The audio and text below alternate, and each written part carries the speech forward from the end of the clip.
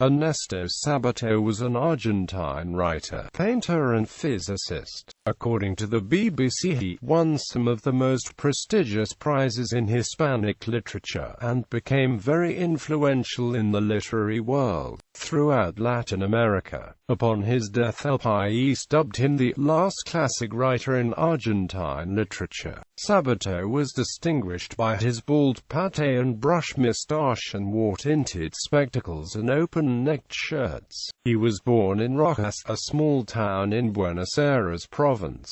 Sabato began his studies at the Colegio Nacional de La Plata. He then studied physics at the Universidad Nacional de La Plata, where he earned a Ph.D. He then attended the Sorbonne in Paris and worked at the Curie Institute. After World War II, he lost interest in science and started writing. Sabato's oeuvre includes 3 novels: El Túnel, Sombreros y Tumbas, and Abaddon el Exterminador. The first of these received critical acclaim upon its publication from, among others, fellow writers Albert Camus and Thomas Mann. The second is regarded as his masterpiece, though he nearly burnt it like many of his other works. Sabato's essays cover topics as diverse as metaphysics, politics, and tango. His writings led him to receive many international prizes, including the Legion of Honor, the Prix du Meilleur Livre étranger, and the Miguel de Cervantes Prize. On the request of President Raúl Alfonsín, he presided over the CONADEP commission that investigated the fate of those who suffered forced disappearance during the Dirty War of the 1970s.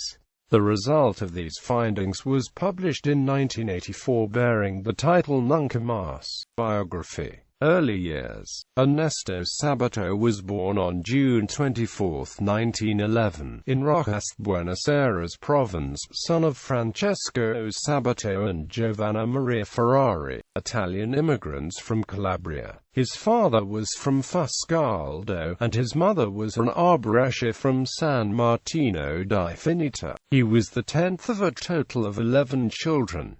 Being born after his 9th brother's death, he carried on his name, Ernesto. In 1924 he finished primary school in Rojas and settled in the city of La Plata for his secondary education at the Colegio Nacional de La Plata. There he met Professor Pedro Henriquez Arena, an early inspiration for his writing career. In 1929 he started college, attending the School of Physics and Mathematics at the Universidad Nacional de La Plata. He was an active member in the Reforma Universitaria movement, founding Insurrexed Group in 1933 of communist ideals, together with Héctor P. Agustí, Angel Hurtado de Mendoza, and Paulino González Alberdi, among others. In 1933, he was elected Secretario General of the Federación Juvenil Comunista. While attending a lecture about Marxism, he met Matilda Kosminski-Richter, aged 17, who would leave her parents' house to live with Sabato. In 1934 he started to doubt communism and Joseph Stalin's regime. The Communist Party of Argentina, which had noted this, sent him to the International Lenin School for 2 years. According to Sabato, it was a place where either you recovered or ended up in a gulag, a psychiatric hospital. Before arriving at Moscow, he traveled to Brussels as a delegate from the Communist Party of Argentina at the Congress Against Fascism and the War. Once there, fearing not coming back from Moscow, he left the Congress to escape to Paris. It was there where he wrote his first novel, La Fuente Muda, which remains unpublished. Once back in Buenos Aires, in 1936, he married Matilda Kosminski-Richter. His years as a scientist. In 1938 he obtained his Ph.D. in physics from the Universidad Nacional de La Plata. Thanks to Bernardo Husset, he was granted a research fellowship in atomic radiation at the Curie Institute in Paris. On May 25, 1938, George Federico Sabato, his first son, was born. While in France he made contact with the Surrealist movement, studying including the works of Oscar Dominguez, Benjamin Pere, Roberto Matta Echaran and Esteban Francés, among others. This would have a deep influence on his future writing. During the time of antagonisms, I buried myself with electrometers and graduated cylinders during the morning and spent the nights in bars with the delirious surrealists at the Dome and in the maggots, inebriated with those heralds of chaos and excess. We used to spend many hours creating exquisite cadavers. In 1939 he transferred to the Massachusetts Institute of Technology.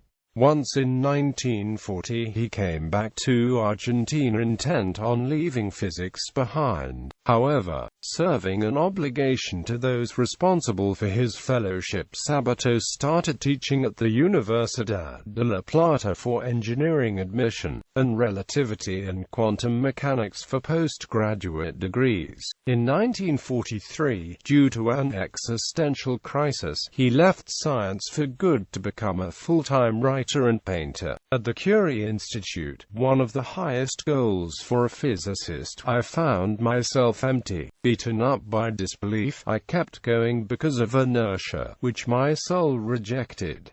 In 1945, his second son, Mario Sabato, was born. Writing career. In 1941, Sabato published his first literary work, an article about La Invención de Morel by Adolfo Bioy Cáceres, in the magazine Tercio from La Plata. Also, in concert with Pedro Henriquez Arena, he published collaboration in the renowned Sur magazine. In 1942, working for Sur magazine reviewing books, he was put in charge of the Calendario section and participated in Desagravio a Borges in Sur N94.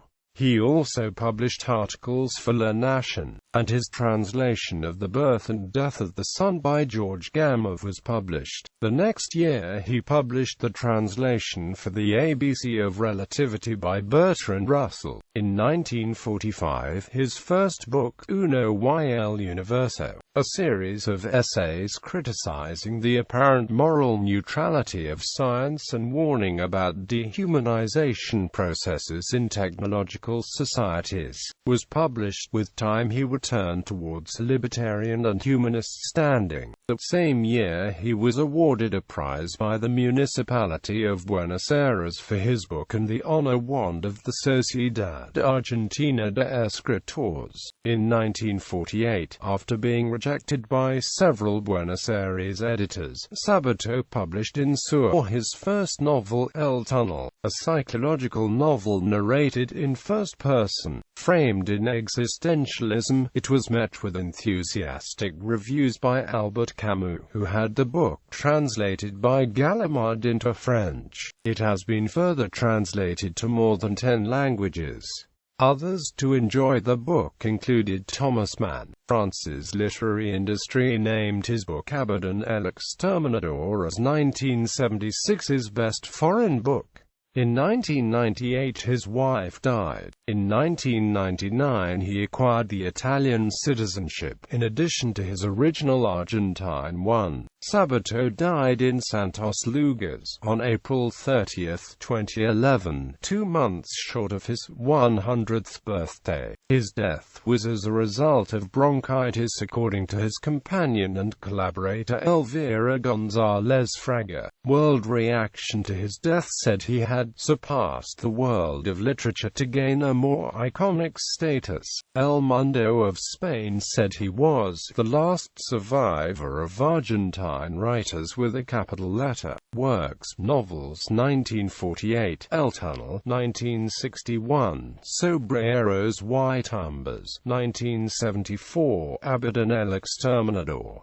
Essays 1945, Uno y el Universo 1951, Hombres y Engranage 1953, Heterodoxia 1956, El Caso Sabato.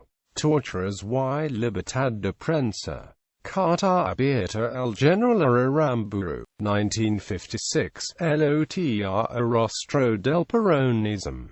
1963, El Escritor y sus Fantasmas, 1963, Tangard, Discussion y Clave, 1967, Significado de Pedro Henriquez Ureña, 1968, Tres aproximaciones a la literatura de nuestro tiempo, Robert Grillet, Borges, Sartre, 1973, La cultura en la encrucijada nacional, 1976, Diálogos con Jorge Luis Borges, 1979, Apologías y Rechazos, 1979, Los libros y su misión en la liberación e integración de la América Latina, 1988, Entre la letra y la sangre, Conversaciones con Carlos Catania, 1998, Antes del fin. Antes del fin is an autobiography in which he recounts his life and the influences on his political and ethical opinions. Sabato discusses the ill effects of globalization and the exalting of rationalism and materialism. There are also several tender passages about his school experiences in the 1920s, about his deceased wife and son, Matilda and George, and about the struggling workers he meets on the streets of Buenos Aires. 2000, La Resistencia.